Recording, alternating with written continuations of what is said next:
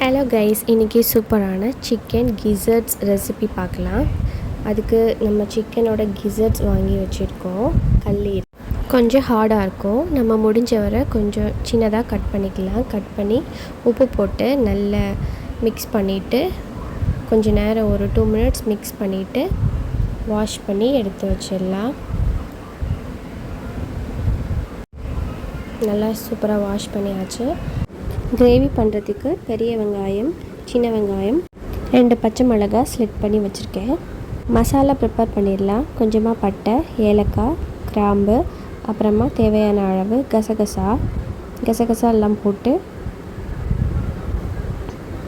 நல்லா இந்த மாதிரி கிரைண்ட் பண்ணி எடுத்துக்கலாம். இஞ்சி பூண்டு இடித்து வச்சுருக்கேன். அவ்வளோதான். நம்ம இப்போ ஸ்டார்ட் பண்ணிடலாம். ஸ்டவ்வில் ஒரு ஃப்ரை பேன் வச்சுட்டு நல்லா காஞ்சதும் நம்ம கோகோனட் ஆயில் ஆட் பண்ணிக்கலாம். கோகோனட் ஆயில் நல்ல மணமாக இருக்கும். கொஞ்சமாக ஆட் பண்ணிக்கலாம். ஏன்னா கிசர்ட்ஸில் நிறைய ஃபேட் இருக்குது, அதனால் அதுலேருந்து நிறைய எண்ணெய் வரும். ஸோ கொஞ்சமாக ஆட் பண்ணிக்கலாம். கொஞ்சமாக பெருஞ்சீரகம் போட்டு பெருஞ்சீரகம் நல்லா பொரிஞ்சதும் நம்ம கட் பண்ணி வச்சுருக்கிற வெங்காயம், சின்ன வெங்காயம் அண்ட் சில்லி போட்டு நல்லா சாட்டே பண்ணலாம். நல்லா கண்ணாடி பதம் வர்றது வரைக்கும் நல்லா சாட்டே பண்ணணும். ரொம்ப கோல்டன் ப்ரௌன் வேணாம்.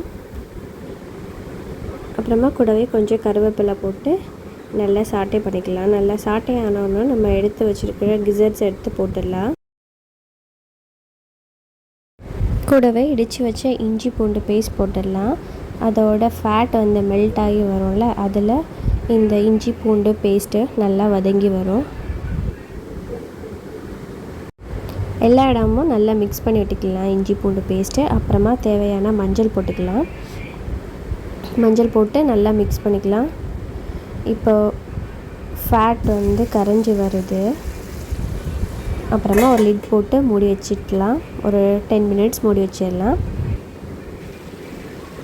இப்போ கொஞ்சமாக வெந்திருக்கு.